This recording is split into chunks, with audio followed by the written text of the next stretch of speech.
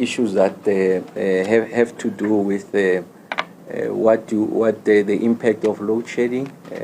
I remember that this period also spent that period where we had an intense load shedding. So when there's an absence of metering, you are doing estimates, and you can imagine you will not be accurate. So I think one of the lessons going into the future, ensure that there's metering, bulk metering, so that when there's load shedding, it must reach zero, because there's no bulk supply of electricity.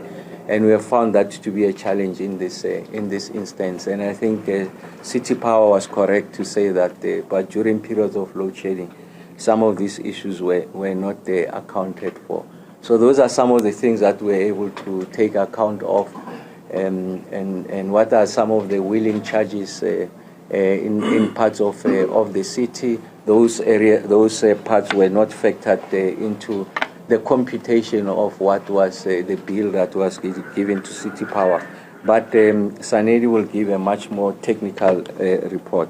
So the nature of the settlement is as follows: is that Johannesburg City Power, they will pay the 3.2 billion rands over a period of 4 years. So it's important that there's an appreciation that this is a big ticket of 3.2 billion rands. Of course, that amount has been in dispute, and City Power, I want to emphasize, and City of Johannesburg have done everything possible to maintain paying the current account. Despite all these difficulties, of course, there will be challenges from 1 month to the other, but the issue, the one in dispute, they remained in dispute until we resolve this matter. So 3.2 billion rand paid over a period of 4 years.